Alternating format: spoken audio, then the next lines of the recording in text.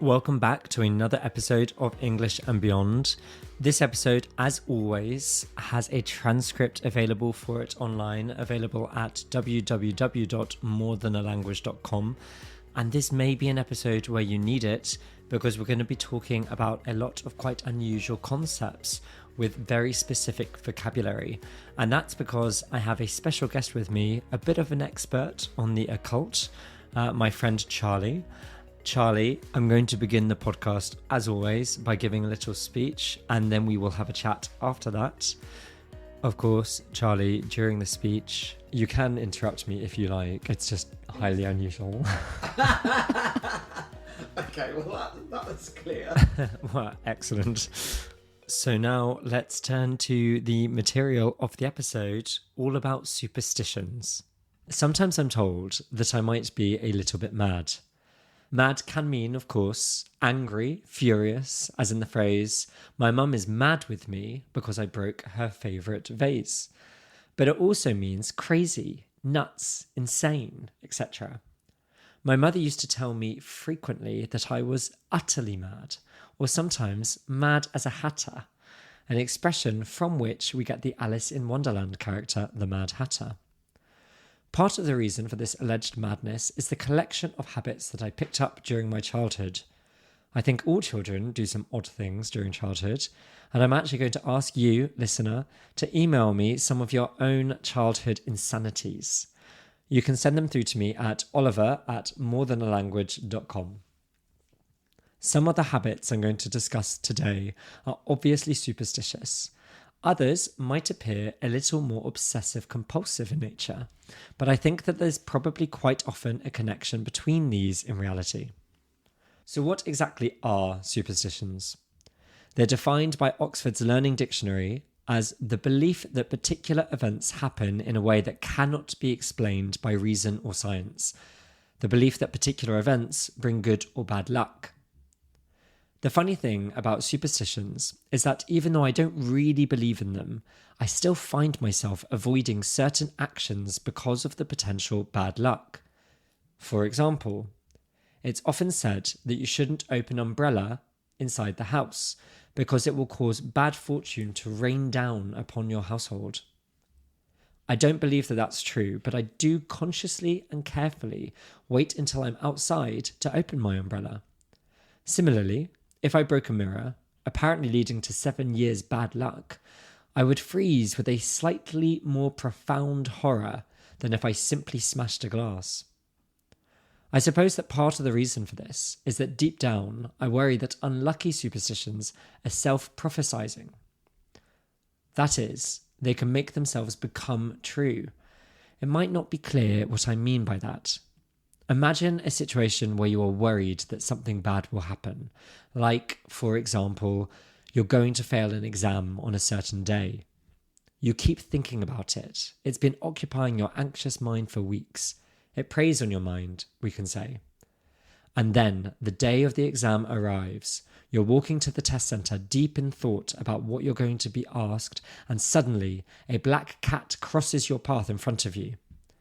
You shudder in horror and try to dart out of its way, but as you do so, you end up walking under a ladder balanced dangerously against the wall. You can't quite believe your bad luck, but as you walk into the exam hall, you glance down at the date as you turn off your phone and you notice it's Friday the 13th. You know, as a well-informed individual, that all three of these events are considered unlucky. You try to brush off the thought, to ignore it, but it's still there, bothering you, a niggling feeling in the back of your mind. Have I just ruined my exam with this bad luck? Then you sit down with the exam paper in front of you, and your anxious, paranoid mind is filled with images of black cats and precarious ladders and unfortunate exam scheduling. You can't concentrate on the exam at all. You're sure that the universe has conspired against you to make sure you fail this exam. And you do, in fact, fail, because your racing mind hasn't allowed you to even read the questions. Of course, these bad omens haven't actually caused your bad luck, but your suggestibility, your belief that they could have, might have impacted you enough to cause the failure. This may be the explanation for why I do pause when I notice something superstitious, even when I don't really believe it. This is something that Caesar would call magical thinking. I worry that if I don't carry out certain acts in a certain way, there will be a corresponding negative result. Every time Caesar flies in a plane without me, for example, we go through a little choreographed exchange by phone or by text. I feel a strong compulsion, a strong need to tell him to try not to die in a plane crash.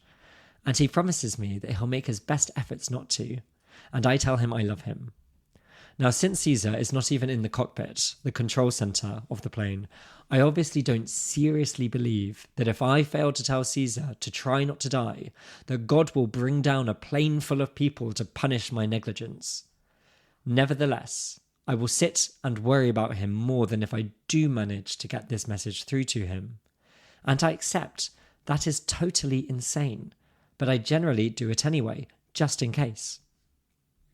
I think that, in reality, I don't believe that this exchange prevents his plane from crashing, but the consequences of his plane going down would be so catastrophic for me emotionally that this short conversation helps to moderate my feelings on the topic when he flies without me. Sometimes, superstitions are just quite sensible and don't necessarily negatively impact you. For example, one of the most famous superstitions in the UK is that you shouldn't walk underneath a ladder, as I referenced earlier. But when would you ever want to do that by choice anyway? It seems obviously a choice of self-preservation to avoid that foolishness. And then, some superstitions are actually actively quite positive and pleasant, and have a community or family aspect. For example, I enthusiastically take part in 2 superstitions that relate to the beginning of the year, and both promise you good luck for the year to come. Caesar and I, wherever we are during the start of the year, make sure that we take part in 2 New Year's traditions, a Scottish one and a Spanish one. The latter is widespread across Spain. You make sure that you have 12 grapes prepared. When the clock strikes midnight, you eat 1 grape for each of the 12 chimes of the clock. With a Scottish tradition, my mum insists that we complete her version of something called first foot. The idea is that the first person to cross the threshold, the front door of the house, after midnight, should bring certain gifts to guarantee success and prosperity for the household for the year ahead. You need to bring something to keep the household warm, fed, and watered. That means something to feed the people living there, something for them to drink, and something to heat the house itself. Traditionally, that would be something like shortbread, scotch, and coal, but my mum likes to be flexible. She's not a fan of scotch, so we generally use champagne, for example. As this person crosses the threshold, they say, "Lang may your lum reek," a Scots expression literally meaning, "long may your chimney smoke," and in fact a wish that the household you're crossing into should be safe and prosperous. So these are some nice positive superstitions, and the fact that they're followed by large national groups means that you feel like you're part of a bigger movement. It helps to connect you to the community around you and helps you to feel connected even when you're far from home, as in the case of my mum or Caesar. I suppose, though, that superstitions are a little bit like religions and cults. When loads of people do them, like the grapes and the Scottish gifts, they're considered more normal and not totally insane. When very few people carry out a superstition, some people might consider them a little more eccentric, perhaps even a bit crazy, like a cult member. One example superstition that I created all by myself that is totally insane relates to food, and specifically food waste. Now I know this is highly unusual behaviour, but it really was quite compulsive when I was growing up. Essentially, I guess it came from the fact that my parents always told me off for wasting food, which is very normal. My dad used to tell me so often that he had been a war baby, and that waste had been totally unacceptable in his household when he was very little, and as a result, I think I developed some sort of guilt towards food waste. So far, so normal. This feeling of guilt was obviously my parents' intention in telling me this. However, what was less normal was the fact that this guilt turned into some sort of emotional burden. If I wasted food, I did something very odd. Let's say I had cut a peach into slices. As I'm walking out the kitchen to settle in front of the TV with my tasty snack, I accidentally drop one on the floor. Sometimes I would just pick it up and eat it, but if it looked too dirty, I would throw it away. However, I would get worried that that slice of peach would get lonely being thrown away by itself in the bin. I therefore had two options depending on the foodstuff in question. I did know this actually, but I'd forgotten about it. Yeah. If it could be broken in two, I would do that so that there were two little peach buddies in the bin. If not, I would have to choose another piece of the same food to arbitrarily, to randomly throw away, all in the name of keeping the food from getting lonely. Even weirder, I would sometimes tell myself that that little slice's fate had been to be dropped. I mean, this is true. It wanted not to be eaten, unlike all the other peach slices, which in fact wanted to end up in my stomach. Now, in fear that I'm going to carry on and get myself locked up in an old-fashioned insane asylum, this might be a good time to turn to my guest, Charlie. Charlie studied at university with me and is the person I know with the best knowledge of all things superstitious, Wiccan, occult, etc., etc. So, Charlie, firstly, based on what you've heard so far, do you think I'm superstitious or insane? Well, if you say that you're not superstitious, then I think that means that you aren't, because you've provided the rationale, how you know that the plane won't really crash if you don't stick to this particular ritual with Caesar. So does that just leave insanity? Yes, I think perhaps it, because I think that a truly superstitious person does believe more in a cause and effect between their actions and something that many people would say they actually cannot control. And you don't really believe in that apart from perhaps in some small instinctive way. Yeah. So I would hesitate to call you superstitious, but I might also not be that confident in deciding you were insane either.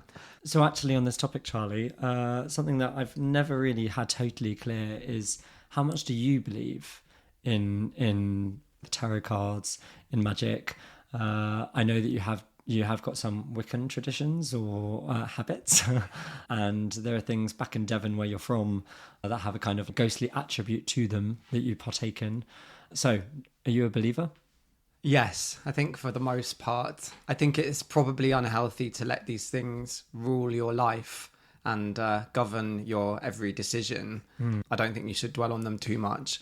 Can I ask you why you think that that's the case? Because if it is true and it is, an accurate way of predicting the future, why not rely on it entirely? Because it's only one force of many among, other people in your life, your own free will. It's like the tide when you're sailing a boat, but you also have the wind and you also have the craft itself. You have your own skill or lack thereof. Yeah. So I think it can indicate some of the forces at play, perhaps, but it isn't completely foolproof. It isn't 100% accurate. Otherwise, it would have been proven already.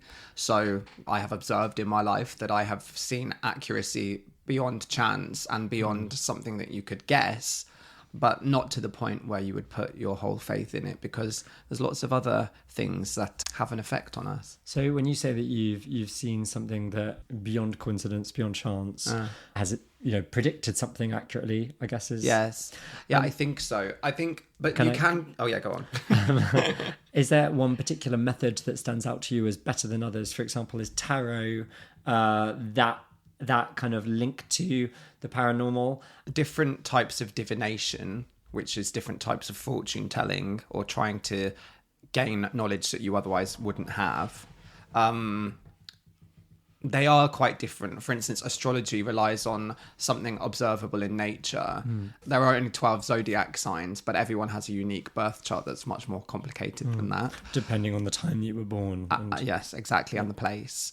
And I think the fact that you could look at the sky and think about, if you believe in God or a deity and creation, you see perhaps the idea of intelligent design or a system that might be reassuring and might not be too offensive to people's religious sensibilities, even though most scripture, at least in Abrahamic religions, that is Christianity, Judaism and Islam, forbid fortune telling. But there's a great tradition of astrology in all of those faiths and countries. So I don't think people mind astrology, because they think, well, God put the stars and the planets in place, and if there are signs for us there, then so be it. There must be for a reason. Whereas tarot is much more individualized and much more random, and I think it's easy for people to think of that as something perhaps a little bit more spooky or dark in a way, because it's completely personal to you and it's more tactile as an experience than just thinking about what might be told in the heavens. There's any number of other divinatory arts, so they're all quite different, and it's not for me to say which is more or less accurate. I think anyone can learn the tarot, though. You could learn it with no belief in anything otherworldly or supernatural, but you could still find it an interesting way to facilitate a conversation or to examine your own decisions or prejudices, you know, according to the cards that come up. Exactly. So it becomes almost like a, you know, like a therapeutic. Yeah, I was going to say something about therapy, right? Yes. That these are some suggestions I will make to you via the cards, and then we'll have a conversation about how that relates to your life. Yes. And you said something that I thought was really interesting before, where you said that it has like an element of reassurance to it. Well, religions have an element of reassurance. And I thought it was interesting that maybe when you linked that to the stars and looking up at the sky with the astrology, that reassurance comes from the fact that we are so small and the world is so big, and that we ultimately don't matter that much. And religion might have that same calming effect, that there's something out there that's bigger. Whereas with tarot, because as you say, it's so individualized, yes, it feels like the forces of good or evil are spiraling down on you in that moment. True. Yes, yeah, that's quite well observed, I think. Yes, in a tarot reading, you are very much the center of what is going on. And it maybe puts people on the spot a little bit more, which might make it seem like a surprising choice for entertainment at, you know, an office Christmas party or similar. But people are nervous if either because they fully believe or they are nervous that some small part of them might believe enough for them to be too impressionable, or as you've already explained about yourself. But I always say to those people that, well, there are 78 tarot cards and only 2 or 3 of them describe a completely unforeseen situation, a complete, you know. Okay. I thought you were going to say something like 2 or 3 describe complete death, inevitable disaster, and then these are the 3 that you've got. Well, it could be, but my next comment about that would actually just be that it describes the path that you're currently on, so rather than an inevitability. But I don't find that reassuring. No. So let's say, for example, that the three cards you pull are something like flying object, king or Caesar, yes, fiery destruction or something. Then at that point, obviously, I'm going to forbid Thessar from getting on any planes. Flying. Although the next plane that he will be getting on is one that we're all going to be on. yes, that's the plan. So we'll at least be going down together. Lovely. Okay. Well, was there ever a time when you didn't do the superstitious thing that you felt you ought to do, whether that's an established traditional superstition or a personal, almost, you know, OCD adjacent practice, and then something went wrong and it reinforced your thinking? Or are you so meticulous and careful that you in fact have never broken your own rules? That is a really interesting question, actually. And I've got a couple of different answers to it. Firstly, with regard to kind of the more established shared superstitions, not so much that someone hasn't done it, but interestingly, as we've grown up, the household has become broader. So basically only one person in the family will do first foot. And in an ideal world, that person would be tall, dark and handsome. In an ideal world, they would be a stranger, wouldn't they? Or from another household altogether. Exactly. But my mum doesn't like to risk it with the stranger. No, indeed. So ideally for her, and I don't even know if it's a Scottish tradition, but they should be tall, dark and handsome. But my mum has decided who she feels brings the best luck to the whole household. No, it's not. It's my little brother, who is taller than me, possibly darker. The jury is out on whether he's more handsome. But my mum, I think, prefers him to do it. She would never dream of letting my sister and her husband do it. I see. Even though in my sister's household now he does do it for her. Yes. But my mum, even though I don't think she could provide real evidence for why she thinks my little brother does it the best, No. I think she feels most comfortable with him because he's much more of an alpha male than I am. Yes. And he kind of takes the responsibility Yes. for what goes right or wrong. So that's kind of an answer to the first part of the question. Well, there's probably a dissertation in there because it's probably not that unusual. First footing as a gendered concept. Exactly. And then the second thing is with regard to my own personal superstitions, like the plain thing for Caesar. I think luckily for me, if I have transgressed against the natural order in some way by forgetting to do the exchange or not throwing away my peaches and pears, whatever. Luckily, I believe like overriding all of it is the supreme power of touching wood. And I think I definitely use it in a really kind of disturbing way, because if I think something that I would consider like a mean thing to think, Yes. I instinctively touch wood, almost as a kind of a check on myself to say that is not actually a good thing what you've just done or thought there. And I mean, which is actually probably quite profoundly disturbing, really. It seems quite generous to try and train yourself out of thinking harsh and negative thoughts about other people. Many wouldn't bother at all. I mean, this is insane. No one is going to listen to any more episodes of this podcast again. But I don't know. Yeah, no, I But think you don't say touch wood aloud. My housemate, who you know well-ish, yeah. and who shares your sun sign, and who I believe is similar to you in a lot of ways, And is coming on the next and flight. is coming on the next flight. Whether we make it to the end of the flight or not, we'll all find out, or the listeners will find out. We may never be aware. But I'll have to record a goodbye message. Like, if you're hearing this, I didn't make it.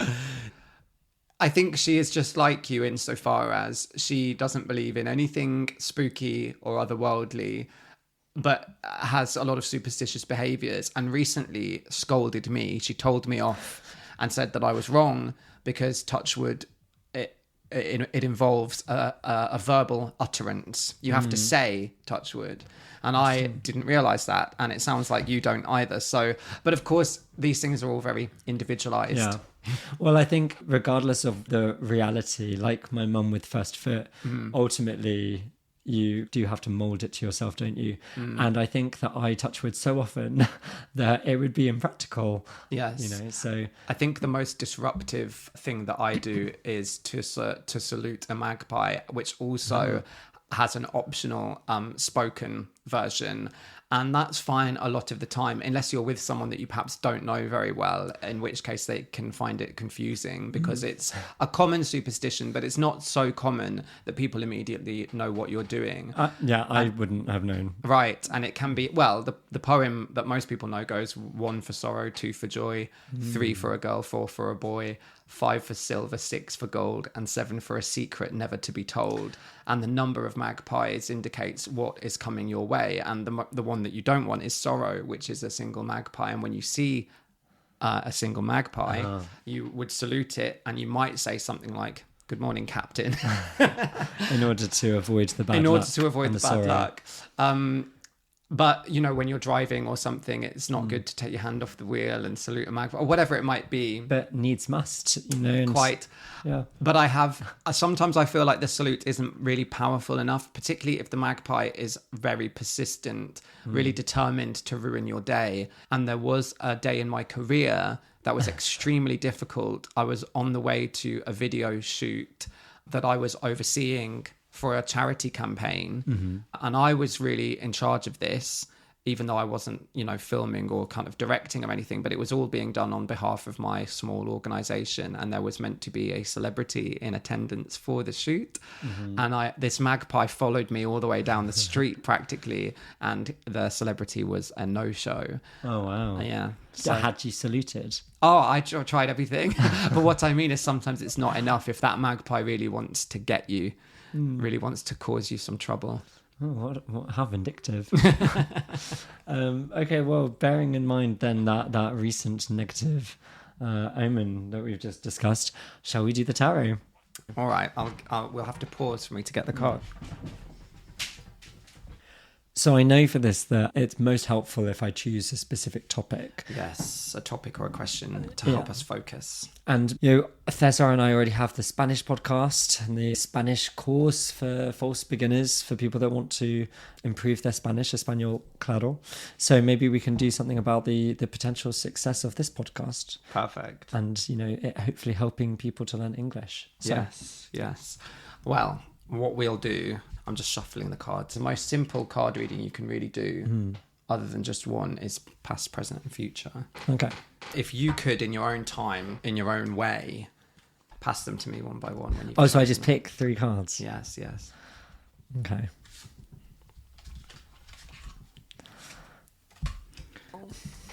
So I've selected the 3 cards. Yes, it's too late now. Yeah. Is that a little gulp of apprehension? Now.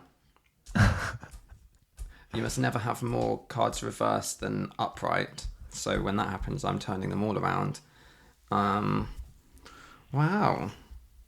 Let me see. Ace of Rods reversed. Obviously, people are usually more interested in the future, so I like to really decide what it is that I'm going to say about that before I start. This is the blessing, I suppose, in knowing what the question's really about and having some familiarity with it, because the past is easy enough. It's the only major card that you have. The other 2 are pip cards from the minor arcana. Okay. But the major theme is something that you were looking at in the past, which is justice. Mm-hmm. And I suppose maybe that's kind of you trying to counterbalance Caesar's podcast, because justice brings a sense of balance, of equality. So, having the idea to counterbalance the Spanish podcast with an English version to kind of put things more on an even keel and to kind of start working together on it could be something that was described by the Justice card. And then this is like a wonderful card to see in the present, that King of Pentacles, or King of Coins, you might sometimes say. So I think that suggests, a real mastery of what you're doing, because there's no more seniority in each suit than the king. It's the same as playing cards in many ways. Okay. And then Ace of Rods reversed for the future. I don't think it's a ill omen or a sign that anything is wrong, but I think it's almost like you starting to feel not unfulfilled, but keen to expand and keen to do something else, and kind of like waiting for inspiration to strike for other professional ideas. Okay. Because if it were upright, the Ace of Rods is almost like a light bulb moment of inspiration striking, usually in a creative or a business venture, because this is kind of, the rods are usually about action and passion, quite fiery suit. So the reversal of that card shows usually the potential for that to happen, but maybe a slight frustration in a delay, or kind of like waiting for that kind of moment to strike. But I mean, that there are so many cards that you could be a bit more worried about than that one. So I think for me, it suggests that starting the podcast was a good idea to create a sense of balance and to kind of have some cooperation between the 2 of you. Where you are in the present is a lot of potential and building. And so I think you have all of the right skills, but the card of the future, while it's not like an overwhelmingly insanely positive one, is just saying that you might soon be thinking, okay, what else can I do? So that's you kind of waiting for that moment and maybe being a little impatient, but it's nothing too sinister at all. Okay, great. Well, being the pessimist I am, I'm sure I'll take the negative from it and make it happen. Well, thank you so much, Charlie, for coming in today for today's episode of the podcast. Not at all. It's been lovely to have you here, obviously. Listener, as always, thank you so much for listening. And I hope that you've got something from this episode, or at least feel, if you entertain some of the same crazy things that I do, that you're not alone. As ever, please do contact me with your comments, observations at oliver@morethanlanguage.com. And I look forward to hearing from you in the future. Thank you very much, and bye-bye. Cheers.